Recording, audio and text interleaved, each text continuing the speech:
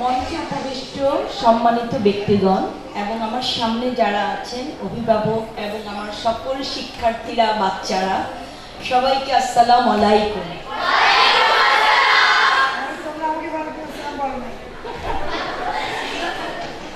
আমি সর্বপ্রথমে ধন্যবাদ দিচ্ছি রোমেন আপাকে, আর পরে ধন্যবাদ দিচ্ছি, রাগ করবেন না, আইডিএলসিকে। কারণ রোমেন আপার দরুন আমরা আইডিএলসিকে পেয়েছি। আগে রোমেন আপা আমাদের কাছে এসেছে, প্রস্তাব দিয়েছে যে পরিবেশ পরিবর্তনের জন্য। তো সর্বপ্রথম যে কাজটি করতে হয়েছে যে প্রথমে আমি আমার নিজেকে পরিবর্তন করেছি। আমি আমার নিজেকে পরিবর্তন করে তারপর আমি আমার বাচ্চাদেরকে শিখিয়েছি কিভাবে নিজেদের পরিবর্তন করতে হয়। আমি যেমন আগে রাতের বেলা টক শো দেখে টিভির সুইচ অফ করতাম না, রাতের বেলা মোবাইল সবসময় চার্জে দিতাম। রোমেন আপার কথায় আমি আমার এই আচরণটুকু পরিবর্তন করেছি। আর দ্বিতীয়ত যেটা হচ্ছে, আমার ক্লাসের মেয়েরা এত বেশি আচরণকে তাদের উন্নত করেছে যে আমি সত্যি খুব অভিভূত হয়েছি।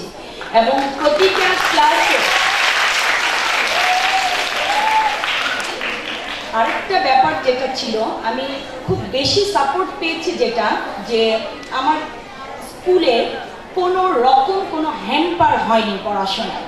রোমেন আপা প্রতিটি ওয়ার্কশপ এবং প্রতিটি প্রোগ্রাম আমাদের অফ টাইমে করেছে, যার দরুন আমাদের জন্য অনেক বেশি সাহায্য করেছে। আর যেটা হচ্ছে, আমাদের মেয়েরা, আমরা যেমন ক্লাস শেষ হয়ে গেলে আমাদের লোক থাকে, ওনারা সুইচ ক্লাস সব নিয়ে পরিষ্কার পরিচ্ছন্ন করবে, সুইচ অফ করবে।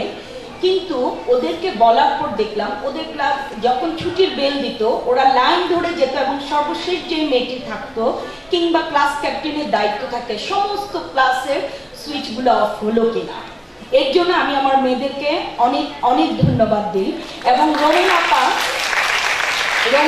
পার্সোনালি ফোন করে আমাদের কাছে জানতে চাইতো যে মেয়েদের আচরণ কি সত্যি পরিবর্তন হচ্ছে, লুৎফুন মেয়েদের কি পরিবর্তন দেখলে। আমি বলছি কি না আপা, অনেক পরিবর্তন হয়েছে, বিশেষ করে ক্লাসরুমটা এত সুন্দর পরিচ্ছন্ন রাখে। আর মেয়েরা প্রতিটা ইনফরমেশন, প্রতিটা কাজে প্রতিটা ইনফরমেশন আমাদের কাছ থেকে জানছে, আমি জানছি রোমেন আপার কাছ থেকে। তারপরে ধন্যবাদ দিচ্ছি রোমেন আপার সাথে যারা ছিলেন, তারা এত সুন্দর সহযোগিতা করেছে মেয়েদের সাথে যে মেয়েরা খুবই অভিভূত। তবে আমার একটা অনুরোধ, শুধু 7 না, কারণ 7-এ শুধু মানে নিজের আচরণটা পরিবর্তন করেই বন্ধ হয়ে যাবে, এরকমটা যাতে না হয়। যেহেতু এইটা আমাদের একটি পরীক্ষা হয় বোর্ডে, সেই সময় বাচ্চাদের একটু প্রেশার থাকে। আমি চাই 9-এ ক্লাস 9ম শ্রেণীর মেয়েরাও যাতে এটাতে অংশগ্রহণ করতে পারে। তাতে কি হবে, 7-এর মেয়েরা এটা তো ওরা তো আমাদের কাছেই থাকবে, আমরা দেখতে পারবো।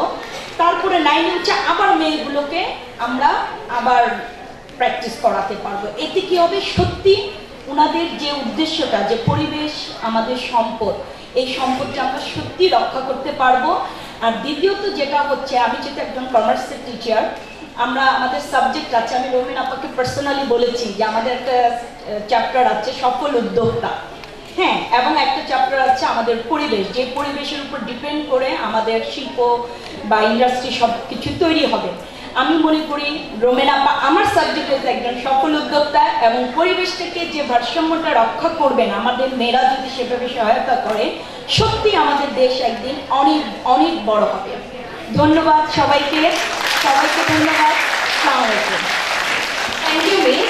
এখন আমি আমার সম্মানিত অতিথিবৃন্দদেরকে আমন্ত্রণ জানাচ্ছি অডিয়েন্সে অংশগ্রহণ করার জন্য। পর্যায়ে আমি একটু লুৎফুলকে অনেক বেশি বলে ফেলছো, কিন্তু এটা ঠিক যে তোমাদের মতো টিচাররা যদি না থাকে আমাদের পক্ষে সম্ভব হতো না মনিটর করা এবং তোমাদের স্কুলে এন্টার করা। এবং ওকে ধন্যবাদ জানাই, আমন্ত্রণ জানাচ্ছি।